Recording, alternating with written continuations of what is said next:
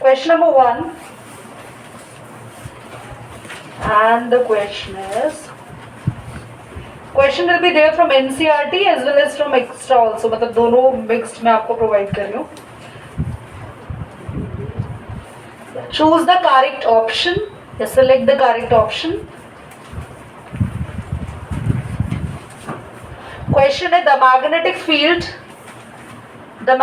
field inside a long straight solenoid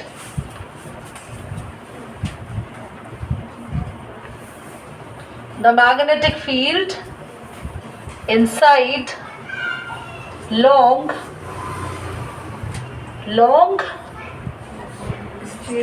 straight solenoid, ठीक है, straight solenoid carrying current.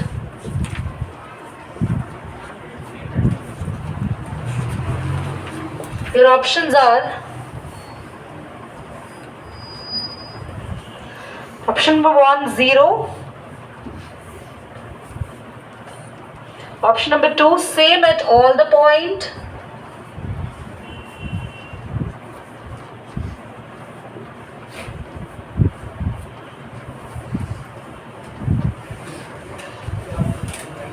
increases when moved towards end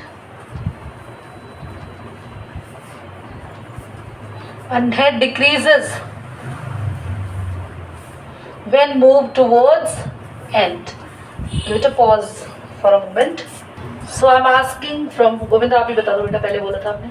Same at all the points. Same at all the point. Now why? क्योंकि magnetic field से बाहर magnet के अंदर parallel होती है और इक्वी डिस्टेंस होती है. Absolutely right. क्योंकि आपको पता है आप सोलेनॉइड किसकी हेल्प से बना रहे हैं? कॉपर वायर और एक मैग्नेट की हेल्प से. और हर बार मैग्नेट की बात करते हैं या जो भी आप मैग्नेट ले रहे हैं या मैग्नेट नहीं भी लेंगे तो आप लोग यहाँ पे एक सॉफ्ट आयरन कोर लेते हैं ना, जो कि बाद में क्या बन जाता है, एक दैट्स एन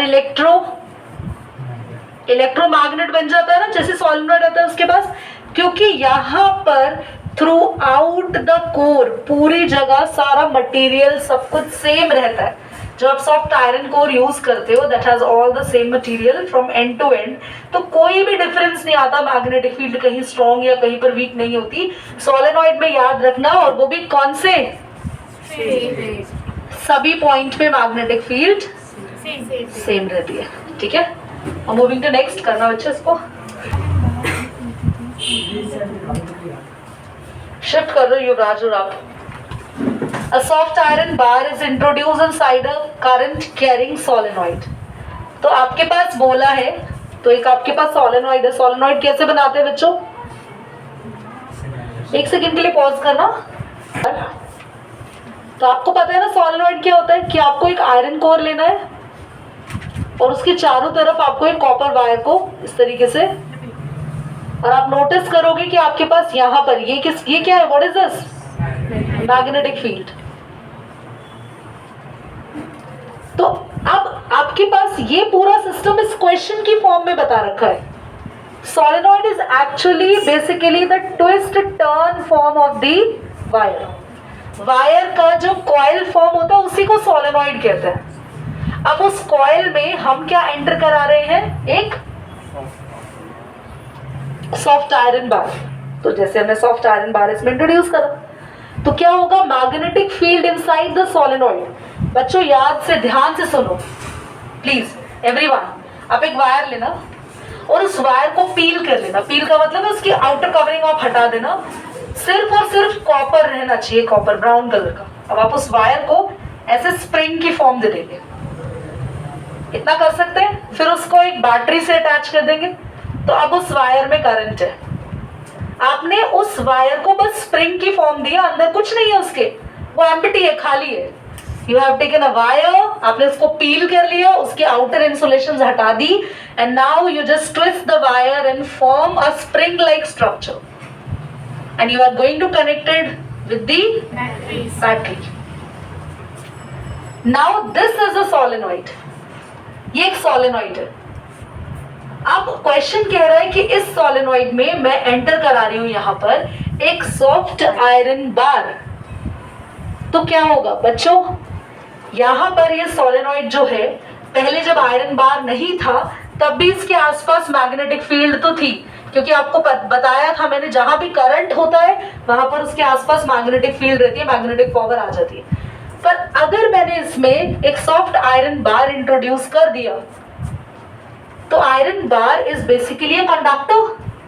अब जहां करंट नहीं था वहां भी डेवलप हो गया। जैसे ही उस आयरन बार को वायर ने टच किया, पहले एक बात देखो, ध्यान से सुनो, पहले सिर्फ स्प्रिंग था ना, तो करंट बस यहां था, यहां जहां जहां पे मेरा पेन चल रहा है, देख रहे हो क्या, एक खाली जगह जहां मैं इस बच्चे को खड़ा कर दूं ऐसे, यहां करंट लगेगा उसको? नहीं लगेगा, वो वायर टच नहीं कर रहा। अब क्या करा मैंने, आयरन बार डाल दिया, और इस आयरन बार पर आप किसी भी चीज को रख दो तो उसको करंट लगेगा, क्योंकि पूरे आयरन बार में करंट है। जहां गैप्स भी थे ना खाली, वहां भी करंट आ गया। तो जो करंट का अमाउंट बढ़ेगा तो तुम्हारी मैग्नेटिक फील्ड क्या होगी? Increase. Got it? Give it a pause. दीदी हम इसका रीजन कैसे? ठीक है, सबसे पहले फर्स्ट का आंसर देख लेते हैं। ये जो अपनी नॉर्थ डायरेक्शन में करता है वो मतलब कौन सा मूवमेंट? नॉर्थ डायरेक्शन में मूव कर रही है magnetic field, particle moving in upward in magnetic field which is directed towards north, तो magnetic field directed towards north, magnetic field north, तो force will be in this direction, westward in direction। Current है ना। हाँ चलिए इधर देखेंगे, बंद करो। मैग्नेटिक फील्ड रिप्रेजेंट, आपका तो आना ना, मैग्नेटिक फील्ड रिप्रेजेंट करते हैं, हमेशा कैलकुलेट करते हैं मैग्नेटिक निडल से बच्चों। इससे तो करंट है, इससे वोल्टेज है, गैल्वेनोमीटर भी somehow connecting the calculating the current. तो बस हाँ, वेरी गुड। ये क्वेश्चन जो कि ऑलरेडी तुम्हें समझा चुकी है, यहाँ पे देखेंगे सभी। एक पार्टिकल है जो कि मूव कर रहा है upward in a magnetic field, और मैग्नेटिक फील्ड किस तरफ डायरेक्ट कर रही है? तो बस आप मैग्नेटिक फील्ड को ध्यान दे रहे हो, ये आपका फ्लेमिंग्स का लेफ्ट हैंड रूल है। तो आपने पेपर पे कुछ ऐसे बनाया कि मेरी मैग्नेटिक फील्ड ऊपर जा रही है और index finger represent the magnetic field, तो किस डायरेक्शन में आपको फोर्स गया? फोर्स को देख लेना, वेस्ट। योर आंसर इज जिस तरफ फोर्स होगा, जिस तरफ फोर्स होगा आपके पार्टिकल को डिफ्लेक्शन उस साइड मिलेगी, ये ध्यान रखिए। Now the factor on which magnetic field strength depend, बच्चों याद करो, मैंने कहा था करंट बढ़ेगा मैग्नेटिक फील्ड बढ़ जाएगी।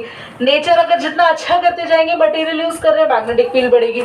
जितने नंबर ऑफ टर्न, सोलेनॉइड का केस याद है, जितने टर्न्स बढ़ाएंगे मैग्नेटिक फील्ड बढ़ेगी।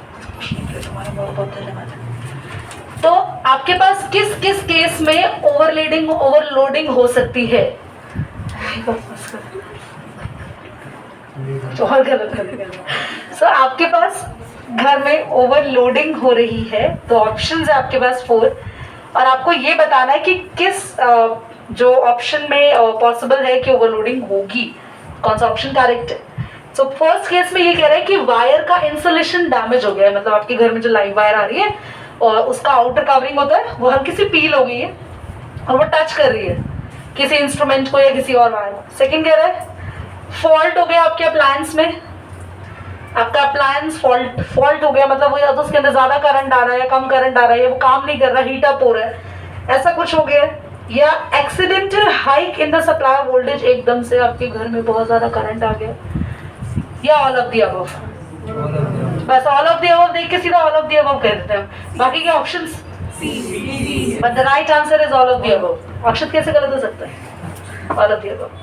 बच्चों इंसुलेशन अगर वायर की पील हो जाएगी तो भी तो घर में करंट ज्यादा आएगा, ओवरलोडिंग हो जाएगी।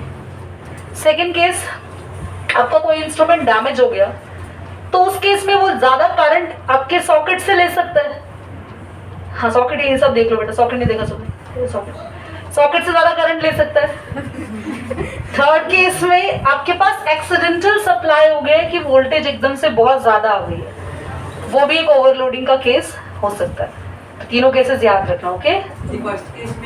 Insulation, there is no major difference between short circuit and overloading. आपके घर में ये जो सारे पॉइंट्स मैंने डिस्कस करे, ये सारे पॉइंट्स होने से ओवरलोडिंग होगी और शॉर्ट सर्किट हो जाएगा, यानी overloading cause the short circuit. वो शॉर्ट सर्किट कर देती है। सर्किट शॉर्ट होने का मतलब है कि फ्यूज डैमेज हो जाएगा और वहां से फ्यूज से सप्लाई रुक जाएगी और आपके घर पे शॉर्ट सर्किट होगा। That's a short circuit. तो ओवरलोडिंग होने के कितने कारण हो सकते हैं? या तो एक ही सॉकेट में बहुत सारे स्विचेस आपने लगा दिए, कल बताया था लाइटनिंग सर्किट है और आपने बहुत सारे पावर सर्किट के अप्लायंसेस उसमें लगा रखे हो, या फिर आपकी वायर इंसुलेशन हो गई हो, जो भी एक ऑप्शन में हमने पढ़ा, या फिर घर में ज्यादा करंट एकदम से आ रहा हो, या अप्लायंस कोई खराब हो गया हो। तो इस सभी के केस में आपके घर में ओवरलोडिंग हो रही है। ओवरलोडिंग का मतलब है जरूरत से ज्यादा आप अप्लायंस के अंदर करंट जा रहा है, जिसकी वजह से बाहर से करंट का अमाउंट बढ़ जाएगा, शॉर्ट सर्किट हो जाएगा। ठीक है, चलिए। So the first question is, when the direction of velocity of a moving charge is perpendicular to magnetic field. Question क्या कह रहा है? Velocity of a moving charge, मतलब एक चार्ज मूव कर रहा है, उसके डायरेक्शन परपेंडिकुलर होती है मैग्नेटिक फील्ड से, तो इट एक्सपीरियंस मैक्सिमम फोर्स। हमने पढ़ा है फ्लेमिंग में 90 डिग्री के डायरेक्शंस में हमेशा मैक्सिमम फोर्स आएगा, क्योंकि आपको पता है करंट की direction this is like father mother child, याद है फोर्स मैग्नेटिक फील्ड करंट। तो मैग्नेटिक फील्ड और फोर्स के बीच में कितने डिग्री का एंगल है? यहाँ भी 90 डिग्री का एंगल है। तो ये बात यहाँ से क्लियर हो गई। हाँ, जब वो परपेंडिकुलर होते हैं तो उनके बीच में मैक्सिमम फोर्स होता है। असर्शन ट्रू है। रीजन ये कह रहा है कि force of a moving charge, कह रहा है कि फोर्स जो है वो डिपेंड नहीं करता मैग्नेटिक फील्ड पे, ऐसा रीजन ने कह दिया। इज इट राइट और रॉन्ग ऐश्वर्या? रॉन्ग, क्योंकि अभी हमने फ्लेमिंग से पढ़ा है कि तीनों चीजें आपस में कनेक्टेड है, फोर्स मैग्नेटिक फील्ड करंट। तो रीजन इज ट्रू। वो आप ABCD में देख लेना और मेजॉरिटी में सी रहता है इस तरीके का आंसर। तो reason false are assertion true.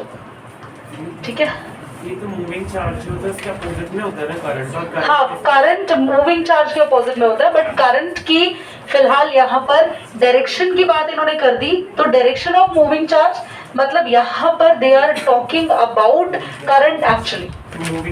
Moving charge को इन्होंने बस करंट की एक मूविंग चार्ज में चार्ज की डायरेक्शन नहीं कह रहे, they are talking about moving charge. तो मूविंग चार्ज ये एक पूरी लाइन करंट है। ये पार्टिकल या चार्जेस के अपोजिट होता है, पर यहाँ पे अकेला चार्ज नहीं है। यहाँ क्वेश्चन क्या कह रहा है? Direction of velocity of moving charge. ये मूविंग चार्ज को ऑब्लिक करके करंट लिख दो तो समझ जाओगे। मूविंग चार्ज का मतलब चार्ज का, this not saying moving ion, it is not saying moving particle. Moving charge मतलब करंट। ठीक है, इलेक्ट्रॉन होता तो अपोजिट होता है। हाँ, नहीं तभी आप करंट ही लेते, क्योंकि डेफिनेटली ये 90 डिग्री रिलेटिव फ्लेमिंग्स रूल को कर रहे हैं। ओके, तो अब यहाँ देख लो, steel core is use as an electromagnet. Steel core is used as an electromagnet. True है या फॉल्स है? पहले तो ये बता दो, क्यों फॉल्स है? Iron core, right. Reason, steel gets permanently magnetized when the current flows through the coil wound around. ये ट्रू है। याद रखना, स्टील कोर के चारों तरफ अगर करंट आता है तो वो हमेशा परमानेंट मैग्नेट बन जाता है। ठीक है, हाँ तभी। अच्छा जल्दी से इसका, ये तो फटाफट से इजी, एक बार पॉज करो। बाय सेंडिंग करंट सेंड करने से किसी भी रॉड को परमानेंट मैग्नेट बना सकते हैं। ये रॉड है, इसके चारों तरफ वायर हमने किया, बैटरी से कनेक्ट किया, करंट दिया और ये परमानेंट मैग्नेट बनेगा। ये तो कैसा मैग्नेट बनता है? तो ये चीज फॉल्स। चलिए, ऑल डन। ऑल्टरनेटिंग करंट और डायरेक्ट करंट के अंदर मेन डिफरेंस ये याद रखना, alternating current reverse direction periodically. Alternating current लिखना है reverse direction periodically, whereas direct current does not, और ऑल्टरनेटिंग एंड डायरेक्ट करंट के अंदर आप लोग क्यों प्रेफर करते हो ऑल्टरनेटिंग करंट को लॉन्ग डिस्टेंसेस के लिए? ये भी याद रखना, क्योंकि जब भी कहीं लॉन्ग डिस्टेंस में हम ऑल्टरनेटिंग करंट यूज करते हैं तो उसमें पावर या एनर्जी लॉस नहीं होता। क्यों नहीं होता? क्योंकि इसकी डायरेक्शन पीरियोडिकली बार बार रिवर्स होती रहती है। वही अगर डीसी करंट हमें लॉन्ग डिस्टेंस पहुंचाना होगा तो उसमें एनर्जी लॉस और पावर लॉस ज्यादा होता है, जिसकी वजह से वो करंट लॉन्ग डिस्टेंस तक ट्रैवल नहीं करता। पास करिए। आपके पास एक मैग्नेट है नॉर्थ एंड साउथ और यहाँ पे एक आयरन पीस है। आपको इनकी magnetic field pattern lines draw करनी है। क्वेश्चन ये था, क्वेश्चन में ऑलरेडी लिखवा चुके, वही है। इसमें ये चीज गिवन है। तो क्लास इसमें करना क्या है, इस तरीके के क्वेश्चन में आपके पास जो आयरन का पीस है, आप लोग इस आयरन पीस के नॉर्थ एंड साउथ पोल खुद से यहाँ पे डेमोन्स्ट्रेट कर लेंगे। एंड इट्स वेरी ऑब्वियस कि यहाँ पे साउथ है, नॉर्थ होगा। और अगर यहाँ नॉर्थ होता, और आप सबको पता है मैग्नेटिक फील्ड लाइन कहाँ से ओरिजिनेट होती है और जाती है, तो यहाँ देखो नॉर्थ से निकल गई साउथ तक पहुंचाना है आपको। पर पूरा ऐसे पोल नहीं बनाएंगे, आपको कुछ ऐसे बनाएंगे कि यहाँ से बाहर निकलते हुए दिखेंगे एरो आउटवर्ड, और यहाँ से एरो अप इनवर्ड एरो बनाएंगे। उसके बाद इधर आप कुछ इस तरीके से पैटर्न बनाएंगे। तो नॉर्थ से साउथ डायरेक्शन में, इज इट ओके? फिर यहां से ये बाहर, फिर यहां घुस गए अंदर, फिर इस तरीके से। बट पूरे लूप्स नहीं बनाने। ऑलराइट, चलिए पॉज करें, बनाए इसको, draw it. Last but the most important question, pen down everyone. AC और डीसी को बिल्कुल क्लियरली समझ लेंगे यहाँ से, और सब कुछ इसी में कवर है इस क्वेश्चन में। The first graph is of DC direct current, second one of is AC. तो ये तो हो गया। Name the two type of current. तो फर्स्ट में डीसी एंड सेकेंड में पूरा लिखना direct current, alternating current. Source बताओ बच्चे। डायरेक्ट करंट का सोर्स कोई बैटरी हो सकता है, और अल्टरनेटिंग करंट का सोर्स होता है जनरेटर। जनरेटर, ठीक है, जहां से करंट जनरेट होता है। उसका इलेक्ट्रोकेमिकल सेल भी हो सकता है। हाँ जी बच्चे, इलेक्ट्रोकेमिकल सेल एक तरीके की बैटरी है। You can write down any battery, electrochemical cell, Daniell cell, galvanic cell, voltaic cell, you can write any cell. Frequency of each case, class direct current की फ्रीक्वेंसी होती है 0, याद रखना। ऑल्टरनेटिंग करंट की बताया था 50 हर्ट्ज, कल बताया था। डिफरेंस बिटवीन टू ग्राफ्स, ये याद रखेंगे। डायरेक्ट करंट में there is no change in direction, right? और यहाँ पे direction reverse at a particular interval. यहाँ पे पावर लॉस होता नहीं होता, यहाँ पावर लॉस होता है, वो भी हम कर चुके थे, डिफरेंसेस में आप ऐड कर देंगे। आफ्टर व्हाट इंटरवल करंट कितने इंटरवल पे चेंज होता है? 0.01 सेकेंड। आप देख रहे हो 0.1 सेकेंड में चेंज हुआ, 0.1 सेकेंड में यहाँ पे फिर से फ्लिप कर रहा है, 0.2 हो गया। हर एक पीक के बाद आप देख रहे हो 0.1 सेकेंड बढ़ रहा है। हर 0.1 सेकेंड के बाद ये देखो, ये डाउनवर्ड आया इसकी फ्रीक्वेंसी यहाँ पे, फिर अपवर्ड फ्लो कर रहा है, फिर डाउनवर्ड, फिर अपवर्ड। ठीक है, पॉज करते हैं।